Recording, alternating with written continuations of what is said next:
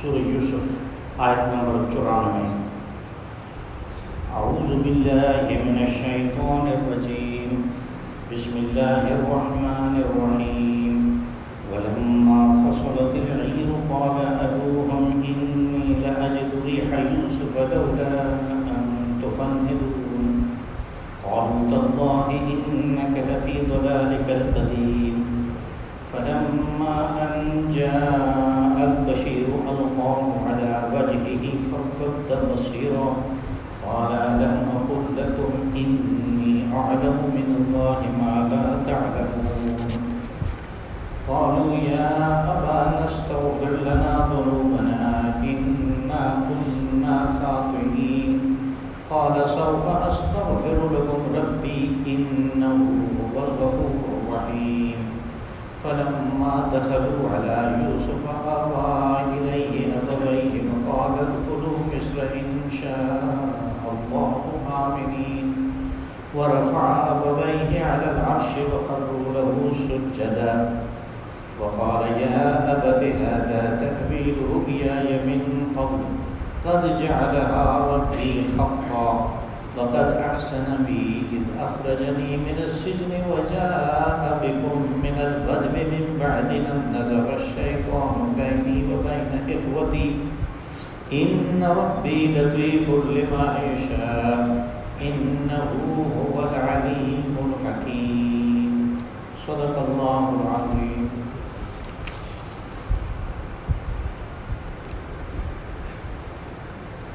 ولما فصلت العیر قال ابوہم انی لأجد ریح یوسف لولا ان تفندون۔ اور جب وہ قافلہ مصر سے چلا تو ان کے باپ نے، جو کہ کنعان میں بیٹھے تھے، یہ کہا کہ مجھے یوسف کی خوشبو آ رہی ہے، لیکن میں ڈرتا ہوں کہ تم لوگ مجھے خبطی سمجھو گے۔ قالوا تاللہ انک لفی ضلالک القدیم۔ کہنے لگے اللہ کی قسم آپ اس پرانی گمراہی میں مبتلا ہیں۔ فلما ان جاء البشیر والقاه على وجهه فارتد بصيرا۔ اور جب وہ خوشخبری دینے والا آ پہنچا اور اس نے حضرت یوسف علیہ السلام کا کرتا ان کے چہرے پہ ڈالا تو بینائی واپس آ گئی۔ قال الم اقل لكم انی اعلم من الله ما لا تعلمون۔ یعقوب علیہ السلام نے فرمایا کہ کیا میں نے تم سے پہلے ہی نہیں کہہ دیا تھا کہ مجھے اللہ پاک نے وہ علم عطا کیا ہے جس کو تم نہیں جانتے، جو تمہیں پتہ نہیں۔ قالوا یا ابانا استغفر لنا ذنوبنا انا كنا خاطئین۔ وہ کہنے لگے ہیں ہمارے باپ ہمارے گناہ کو معاف کر، بے شک ہم ہی خطا کار تھے۔ قال سوف استغفر لكم ربی۔ حضرت یعقوب علیہ السلام نے فرمایا کہ میں عنقریب تمہارے لیے استغفار اپنے رب سے کروں گا۔ انہ هو الغفور الرحیم، بے شک بخشنے والا مہربان تو وہی ہے۔ فلما دخلوا على یوسف آوى الیہ ابویہ۔ اور جب یہ لوگ حضرت یوسف علیہ السلام کے پاس گئے تو اس نے اپنے والدین کو اپنے پاس چلا دیا۔ وقال ادخلوا مصر ان شاء اللہ آمنین۔ اور کہا کہ آپ مصر میں انشاءاللہ داخل ہوں گے امن کے ساتھ۔ ورفع ابویہ علی العرش وخروا له سجدا۔ اور پھر اپنے والدین کو اونچی جگہ پہ اپنے تخت پہ بٹھایا اور وہ سارے لوگ اس کے سامنے تعظیماً جھک گئے۔ وقال یا ابت ھذا تأویل رؤیایا من قبل۔ اور حضرت یوسف علیہ السلام نے فرمایا کہ میرے باپ یہ ہے تعبیر اس خواب کی جو میں نے پہلے دیکھی تھی۔ قد جعلها ربی حقا، بے شک میرے رب نے اسے سچا کر دکھایا۔ وقد احسن بی اذ اخرجنی من السجن۔ اور اس نے یعنی میرے رب نے میرے اوپر بڑا احسان کیا جب اس نے مجھے جیل سے نکالا۔ وجاء بکم من البدو من بعد ان نزغ الشیطان بینی وبین اخوتی۔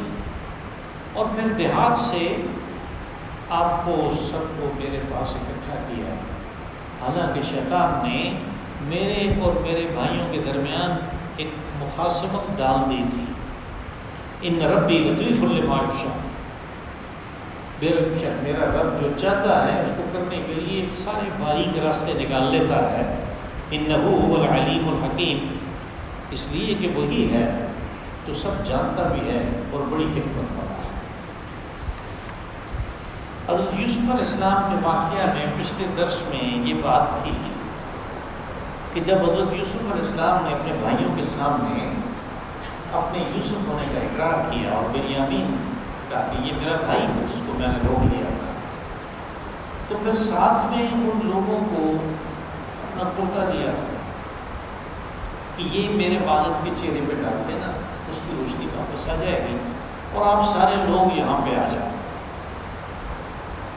مصر ظاہر ہے ایک بہت ہی متمدن قسم کی اور اپنے اس وقت کی ایک بہت زبردست حکومت تھی، اور حضرت یوسف علیہ السلام کو اقتدار اگرچہ اس وقت تک جب کہ یہ بات ہے کلی نہیں ملا تھا، لیکن بعد میں کلی اقتدار بھی مل گیا، اور اس وقت بھی ایک بہت بڑے عہدے پہ وہ فائز تھے.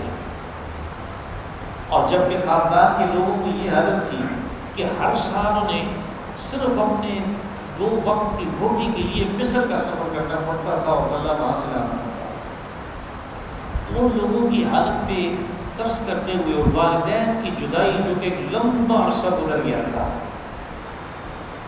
تو اس کو ختم کرنے کے لیے آپ نے ان کو کہا کہ تم ان کو میرے پاس لے آؤ، سب آ جاؤ میرے پاس.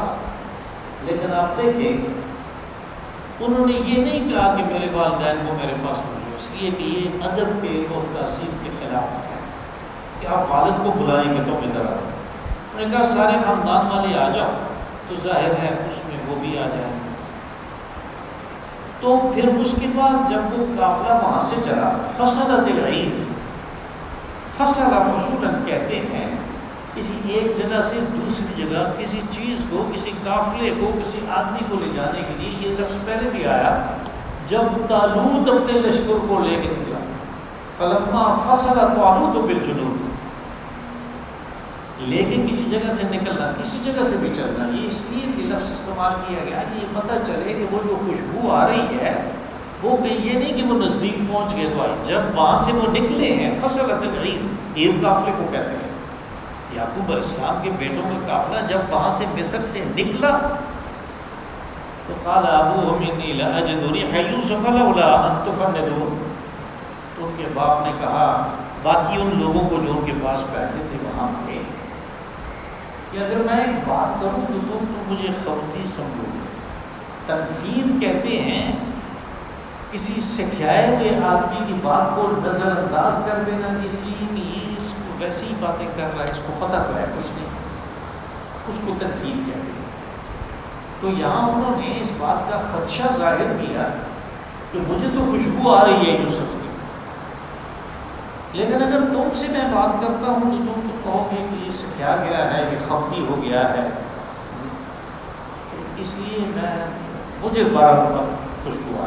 اب یہاں پہ آپ دیکھیں کہ حضرت یوسف علیہ السلام پاس ہی، یعنی جہاں پہ یعقوب علیہ السلام تھے تو نزدیک ہی 2-3 میل کے فاصلے پہ ہوں گے، کنویں میں پڑے ہوئے. اس وقت تو انہیں خوشبو نہیں آئی. دوسرا قافلہ آیا تو ان کو نکال کے لے گیا، وہ جا رہے ہیں ان کو خوشبو نہیں آئی. ادھر جا کے منڈی میں فروخت ہو گئے تو یعقوب علیہ السلام کو خوشبو نہیں آئی. قید ہو گئے انہیں خوشبو نہیں آئی. اقتدار پہ پہنچ گئے انہیں خوشبو نہیں آئی. لیکن اس وقت خوشبو آئی. اصل میں یہ معجزہ ہے، اس لیے کہ اس کی کوئی بھی توجیہ سائنسی لحاظ سے ممکن نہیں ہے. یہ ایک معجزہ ہے، اور معجزہ نبی کے یا رسول کے اختیار میں نہیں.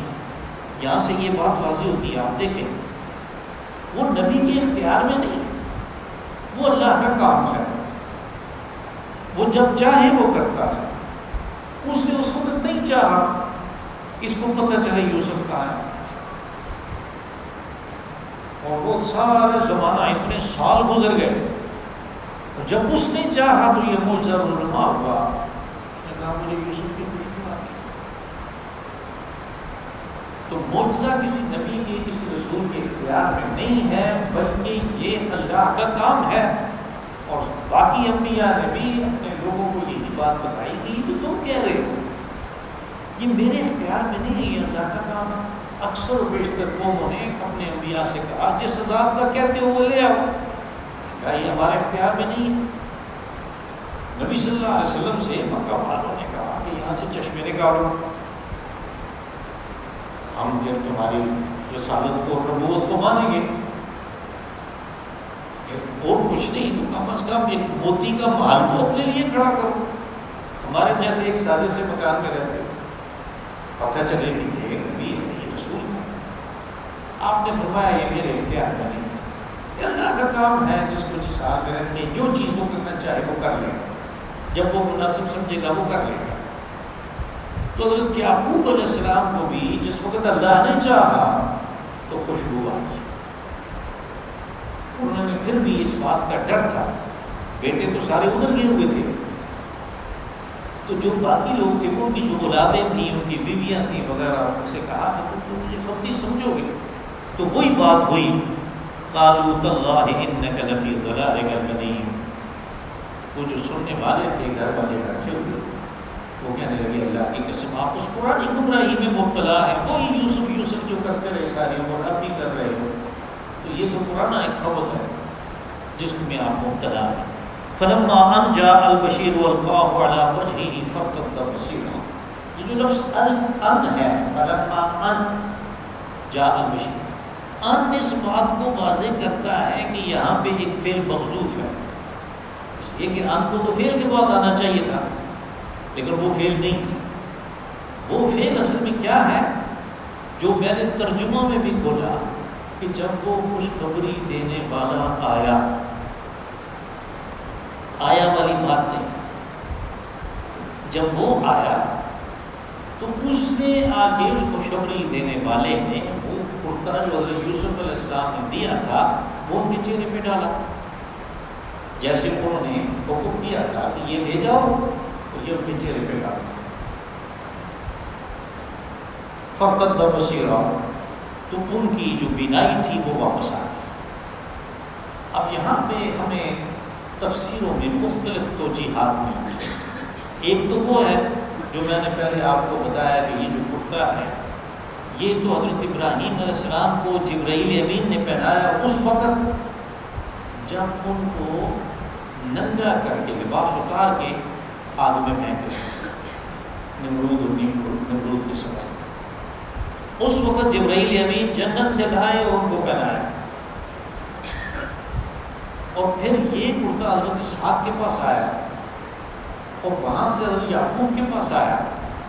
جب یوسف علیہ السلام کی پیدائش ہوئی تو وہ بہت خوبصورت تھے، حسین و جمیل تھے، تو انہوں نے نظر بد سے بچانے کے لیے اس کرتے کو ایک نلکی میں بند کر کے ان کے گلے میں ڈال دیا۔ اور جنت کا لباس تھا تو کوئی بہت باریکی تھا، اور یہ بطور تعویذ ان کے گلے میں رہا۔ تفسیروں میں ایک روایت یہ بھی ہے کہ یہ وہ کرتا تھا جو انہوں نے اس نلکی سے نکال کے دیا کہ یہ ڈال دو، اور اس میں یہ خاصیت موجود تھی کہ وہ آگ میں بھی نہیں جلا، اور اس نے یہ کمالات بھی کر دیے اللہ کے حکم سے، تو ان کی بینائی واپس آ گئی۔ قال الم اقل لكم انی اعلم من اللہ ما لا تعلمون، جب یہ بات ہوئی تو انہوں نے کہا کہ میں نے تو تمہیں پہلے ہی کہا تھا کہ دیکھو میں اللہ کی طرف سے وہ جانتا ہوں، میرے پاس وہ علم جو تمہارے پاس نہیں، اور یہ اصل میں نبی ہونے کی حیثیت سے اور ایک جلیل القدر نبی ہونے کی حیثیت سے علم وحی کی بات کر رہے ہیں، جس کے ذریعے سے حقائق کا پتہ چلتا ہے۔ علم وحی یہ جو قرآن پاک ہے ہمارے پاس، اس کے ذریعے سے حقائق کا پتہ چلتا ہے۔ حقائق کیا ہے کہ ہم دنیا میں کیوں آئے؟ اب آپ کی کوئی سائنس، کوئی الجبرا، کوئی جیومیٹری، کوئی فزکس، کوئی کیمسٹری، کوئی بھی اناٹمی وغیرہ یہ چیز واضح نہیں کر سکتی یہاں سے ہم کدھر جا رہے ہیں۔ اس دنیا سے لوگ ہمارے سامنے رخصت ہو رہے ہیں، کہاں جا رہے ہیں؟ یہ حقائق ہیں زندگی کی، ان حقائق کا بیان صرف وحی کے ذریعے ہے۔ ان حقائق کو واضح کیا علم وحی نے، اور پھر اسی نے بتایا کہ انجام کار کیا ہونا ہے۔ بس چونکہ نبی کا رابطہ اللہ سے ہوتا ہے وحی کے ذریعے سے، اس لیے وہ کہہ رہے ہیں کہ میں نے تو تمہیں کہا تھا کہ میرے پاس وہ علم ہے جو تم نہیں جانتے۔ اور یہ بات انہوں نے کہی تھی اس سے پچھلے یا اس سے پچھلے درس میں یہ بات آئی ہے کہ جب انہوں نے کہا کہ یا بنی اذهبوا فتحسسوا من یوسف واخیہ ولا تیأسوا من روح اللہ، کہ جاؤ یوسف کی ٹو لگاؤ اور اللہ کی رحمت سے مایوس مت ہو۔ تو انہوں نے کہا تھا کہ میں وہ چیز جانتا ہوں جو تم نہیں جانتے، یا اس بات کا حوالہ دیا انہوں نے کہ میں نے تو پہلے تمہیں بتا دیا تھا۔ قالوا یا ابانا استغفر لنا ذنوبنا انا كنا خاطئین، وہ کہنے لگے کہ ابا جان آپ ہمارا گناہ معاف کر دیں۔ اور یا استغفار یہ بھی ہوتا ہے کہ آپ اللہ سے دعا کریں ہمارے گناہ کی معافی کی، بے شک ہم خطا کار تھے۔ یعنی معلوم ہوا کہ استغفار کے لیے سب سے پہلے یہ چیز تسلیم کرنی ہے کہ میرا گناہ ہے، میں نے غلطی کی ہے۔ اور جب آدمی یہ بات مان لے کہ میں نے غلطی کی ہے تو اس کا ایک لازمی جز یہ ہے کہ خود بخود اس کے اوپر پشیمانی آ جاتی ہے۔ بس یہ وہ پشیمانی ہے کہ جس کو اللہ قبول کرتا ہے۔ اگر وہ پشیمان نہیں ہوا بلکہ اپنے گناہ کو کامیابی سمجھتا ہے، یعنی ناجائز طریقے سے، سودی کاروبار سے، رشوت سے، حرام خوری سے اس نے دولت اکٹھی کر لی، تو اس کو وہ اپنی کامیابی سمجھ رہا ہے، اس کا تو گناہ معاف نہیں ہو سکتا۔ جب وہ کامیابی سمجھ رہا ہے تو ظاہر ہے اس نے تو استغفار کرنی بھی نہیں، اس کو تو استغفار کی توفیق ہی نہیں ہوتی۔ تو استغفار کے لیے یہ ضروری ہے کہ پہلے اپنے گناہ کو تسلیم کیا جائے کہ میں نے غلطی کی ہے۔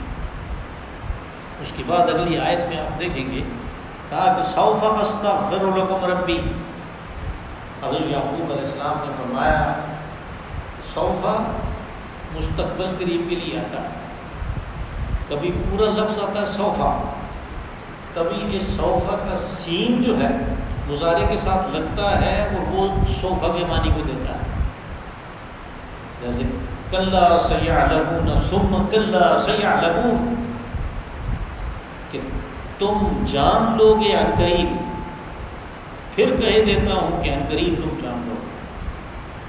وہاں پہ صرف سین ہے، مضارع ہو تو سین کا سوف استغفر لکم ربی، کہ میں عن قریب، اب اگر صرف کسی کو ٹرخا دینا ہو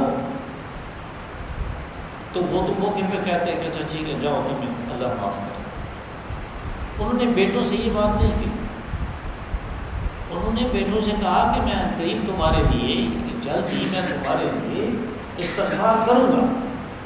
اس کا مطلب یہ ہوا کہ استغفار کے لیے یا اللہ سے کوئی بات ماننے کے لیے کوئی اہتمام کرنا پڑتا ہے۔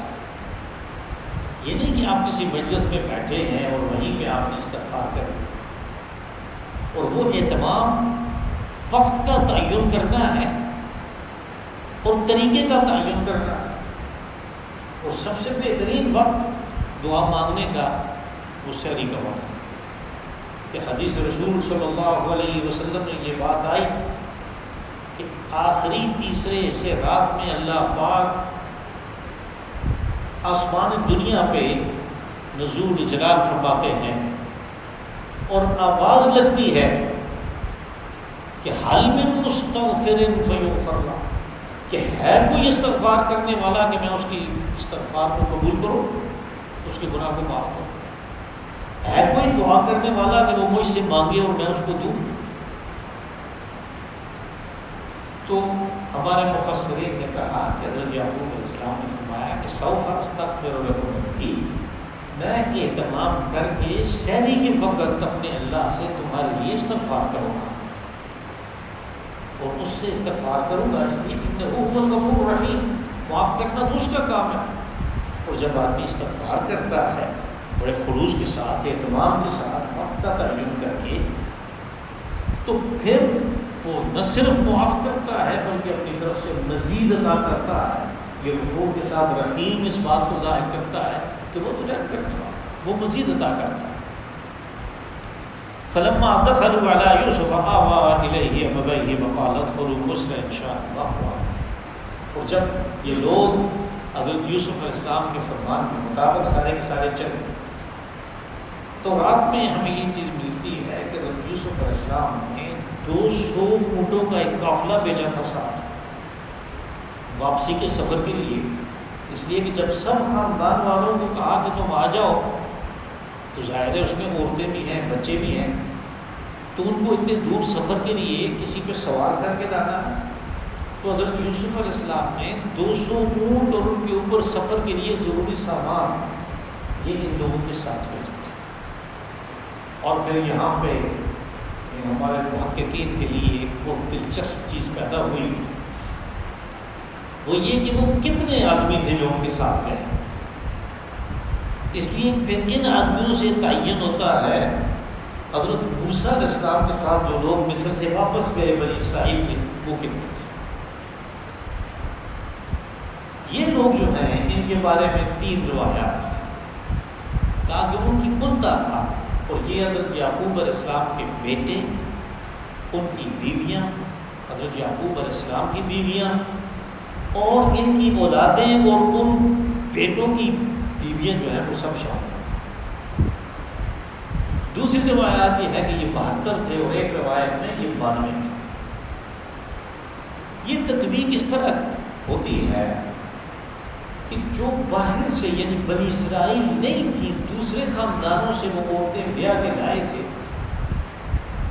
ان کے بغیر بنی اسرائیل 72 بنتے ہیں.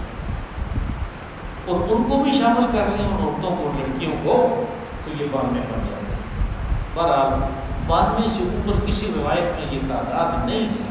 آگے چل کے آپ دیکھیں گے کہ 4 نسلوں کے بعد جب حضرت موسیٰ علیہ السلام بنی اسرائیل کو لے کے نکلے تو وہ ان کے ساتھ ہجرت کرنے والے, مصر سے مدین آنے والے کتنے لوگ تھے, ان کی تعداد 60,000 سے لے کر 5 لاکھ تک بیان کی جاتی ہے. پھر اس کے اوپر ہمارے محققین نے بہت کام کیا اور انہوں نے واضح کرنے کی کوشش کی کہ اصل تعداد کتنی تھی, اس لیے کہ روایات میں بنی اسرائیل نے کچھ کا کچھ بنا دیا. ابن خلدون نے کہا کہ 60,000 تھے. اور یہ آپ دیکھیں کہ حضرت موسیٰ علیہ السلام جو ہیں وہ عمران کے بیٹے ہیں, اور عمران جو ہیں وہ قامت کے بیٹے ہیں. قامت لاوی کا بیٹا ہے اور لاوی حضرت یعقوب علیہ السلام کا بیٹا ہے. یعنی کل 4 پشتیں ہیں. اب 4 پشتوں میں اگر ہم ان کو زیادہ بھی مان لیں 92, تو ان 92 سے کیسے 5 لاکھ ہو گئے. پھر اس کی ایک توجیہ ہمارے جدید مفسرین نے یہ بھی پیش کی ہے کہ حضرت موسیٰ علیہ السلام کے ساتھ ایمان لانے والے کچھ غیر بنی اسرائیل بھی تھے مصر میں, اور یہ کہ تورات میں ان کو باقاعدہ کہا گیا, اردو ترجموں میں اس کو پردیسی لکھتے ہیں. اب پتہ نہیں اصل لفظ کیا تھا ان کے لیے جو استعمال ہوا, اس لیے کہ تورات میں جو مختلف احکامات آئے کہ انصاف قائم کرو, خواہ بنی اسرائیل ہو یا پردیسی ہو. یہ تورات میں ایک حکم ہے انصاف کے لیے. تو یہ جو پردیسی ہیں کہا یہ بنی اسرائیل نہیں ہے, یہ بھی ان کے ساتھ تھے, اس لیے ہو سکتا ہے 5 لاکھ. لیکن بنی اسرائیل کی تعداد اتنی نہیں ہو سکتی, اس لیے کہ یہ 12 خاندان تھے اور 4تھی نسل تک پہنچتے فی خاندان 1.25 لاکھ نہیں ہو گیا. جبکہ ہمیں یہ بھی پتہ ہے کہ حضرت یوسف علیہ السلام کے اپنے 2 بیٹے تھے, ابراہیم اور منشا. ان کے تیسرے کسی بیٹے کا نام ہی نہیں ہے. یعنی کسی کے 2 بیٹے ہیں, کسی کے 4 ہیں, کسی کے 5 ہیں, تو وہ 5 لاکھ نہیں ہو سکتے. یا تو ان کے ساتھ وہ دوسرے لوگ پردیسی جس کو کہا گیا وہ شامل ہیں, یا ان کی تعداد کم تھی.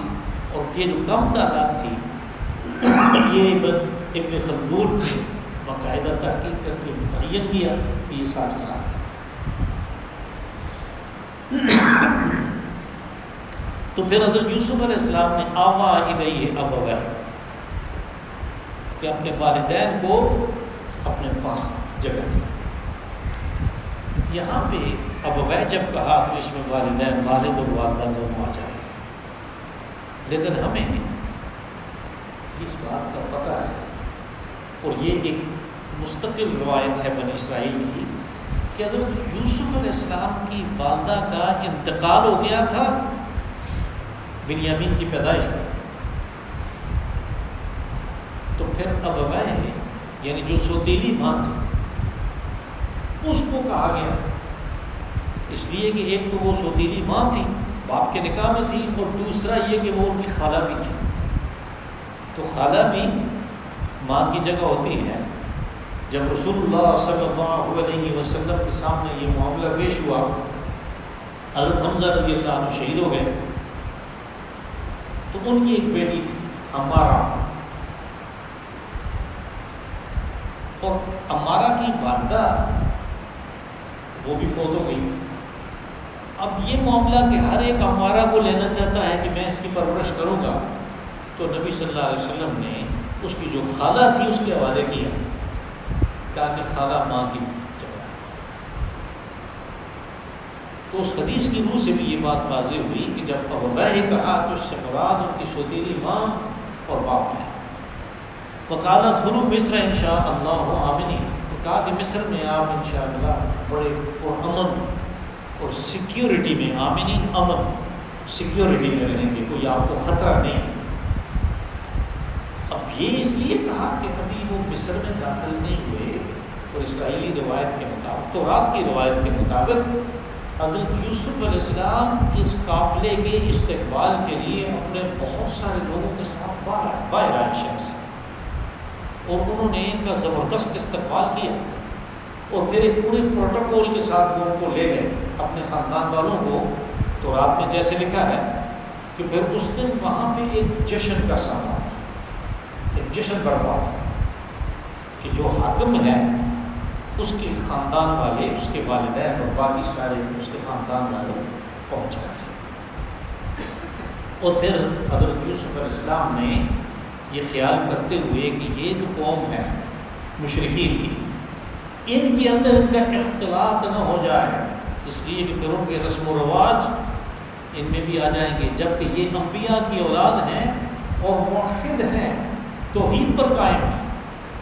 ان کو بالکل ایک علیحدہ جگہ پہ، اور اس کا نام جشن تھا، جشن میں آباد کیا، وہ علاقہ ان کے حوالے کر دیا، اور وہاں پہ وہ بالکل علیحدہ ان لوگوں سے رہے کہ مشرکین کے ساتھ اختلاط میں ان کے اپنے عقائد کے برباد ہونے کا اندیشہ ہے، جیسے ہمارے ساتھ ہوا.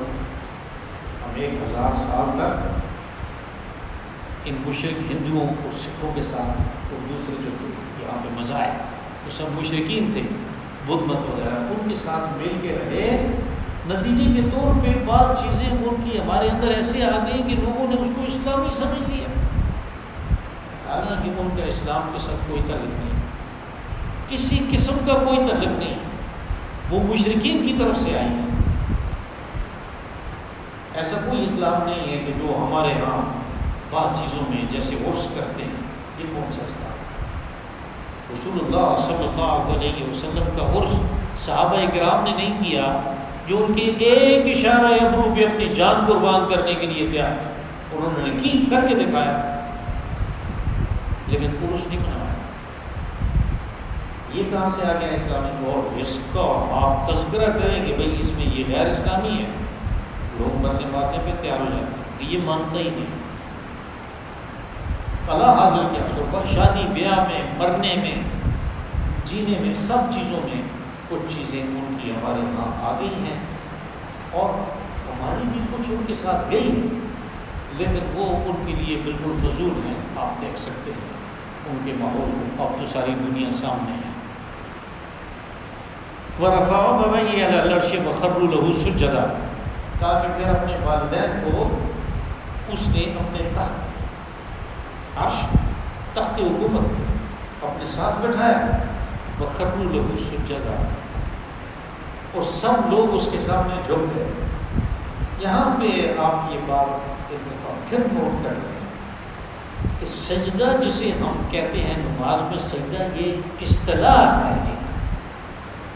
جب لفظ سجدہ تو اس کا میں نے جھکنے کے لیے، اور تعظیماً جھک جانا یہ نہ صرف ان زمانوں میں بلکہ اب بھی آپ کسی جاپانی سے بات کریں تو وہ پہلے جھکتا ہے.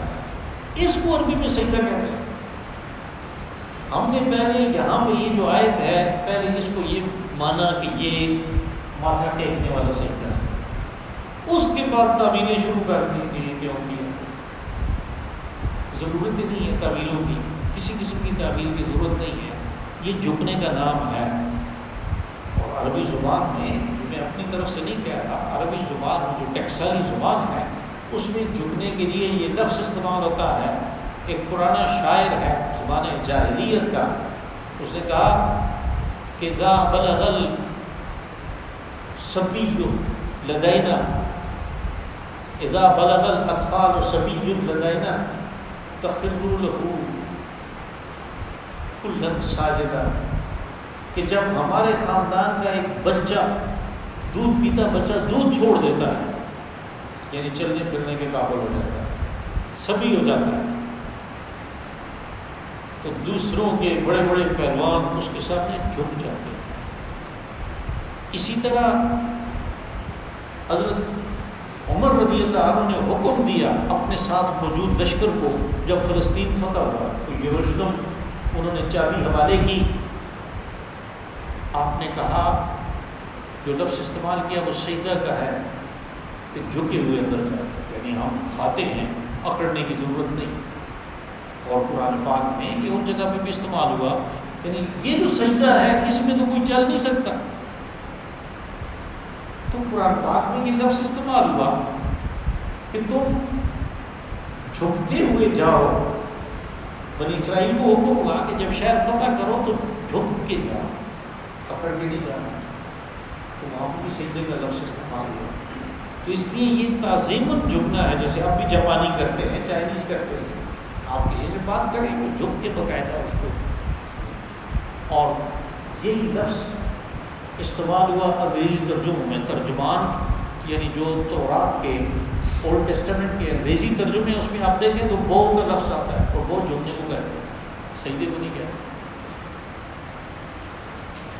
وقال یا ابت ھذا تأویل رؤیایا من قبل.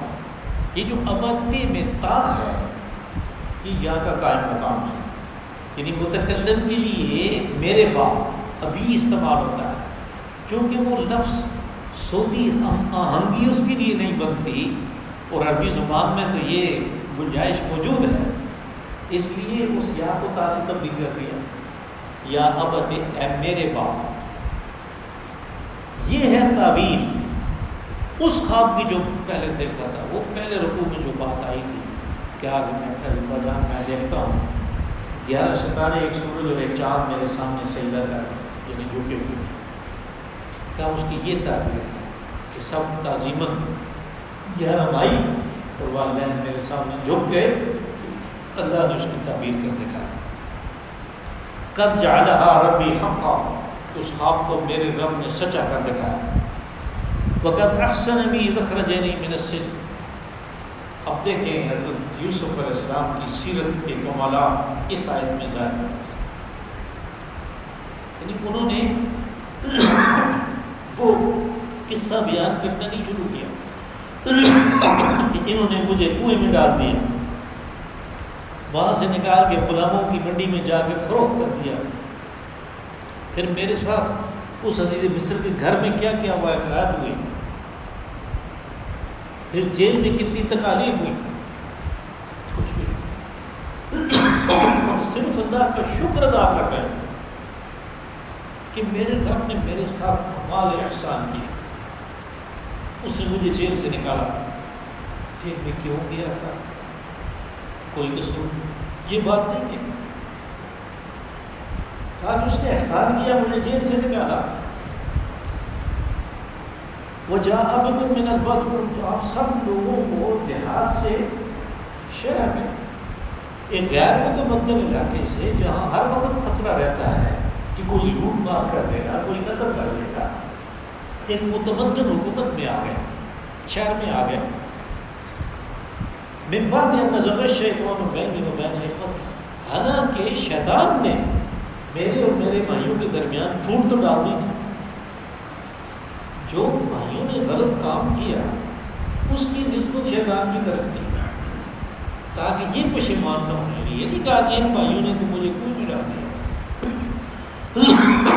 کہا کہ شیطان نے ان کو اس بات پہ اکسایا، لیکن اس کا تذکرہ نہیں کیا کہ اس کو کس چیز پہ اکسایا. کہا اس نے تو پھوٹ ڈال دی تھی، لیکن اللہ نے مہربانی کی کہ وہ سارے معاملات بالکل درست ہو گئے. یہ ہے سیرت کہ سامنے بیٹھے ہوئے ہیں جو خطا کار ہیں، لیکن ان کی خطا کا تذکرہ نہیں کر رہا بلکہ اللہ کا شکر ادا کر رہے. یعنی بندے کو شکر ادا کرنے کے لیے سبب ڈھونڈنے نہیں پڑتے، ہر وقت موجود ہوتے ہیں، ہر وقت موجود ہوتے ہیں. اس کی طبیعت میں، اس کے میدان میں اور اس کے مزاج میں یہ چیز ہونی چاہیے کہ میں نے اللہ کا شکر ادا کرنا ہے. اور اگر ہر وقت وہ شکایتی ٹٹو بنا رہے، صرف جو اس کے ساتھ کوئی اس کے خیال میں برائی ہوئی ہے اس کا ہی تذکرہ کرتا رہے، تو یہ پھر وہ انسان ہو جاتا ہے جس کے بارے میں اللہ نے کہا کہ ان الانسان لکنود، انسان بڑا ہی ناشکرا ہے. اس کو میں نے کان دیے، اس کو میں نے آنکھیں دی، اس کو میں نے بولنے کی طاقت دی، اس کو میں نے زبردست قسم کا جسم عطا کیا، شکر ادا نہیں کرتا. ان سے پوچھیں نا جن کے گردے کام نہیں کرتے، کبھی ہم نے اس بات پہ اللہ کا شکر ادا کیا؟ تو بندے کے مزاج میں اگر شکر ادا کرنا ہے تو اس کو سبب ڈھونڈنے کی ضرورت نہیں پڑتی، ہر وقت اس کے اوپر انعام و اکرام کی بارش ہو رہی ہے اگر وہ سمجھے تو. حضرت یوسف علیہ السلام نے ان سب کا تذکرہ کر کے کہا کہ احسن بھی، میرے رب نے میرے اوپر احسان کیا، یعنی میں اس کا شکر گزار ہوں. ان ربی لطیف لما یشاء، کہا میرا رب بہت باریک بین ہے، وہ اپنے مقصد تک پہنچنے کے لیے بڑے باریک راستے نکال لیتا ہے. لطیف، باریک بین، وہ راستے اپنے لیے خود نکال لیتا ہے جب چاہتا ہے. انہ هو العلیم الحکیم، بے شک وہی سب جانتا ہے، سارا علم اس کے پاس ہے، اور وہ اپنی حکمت کے مطابق اس کے اوپر عمل پیرا ہوتا ہے. اللہم صلی وسلم وبارک وانعم علی عبدک ورسولک ونبیک محمد صاحب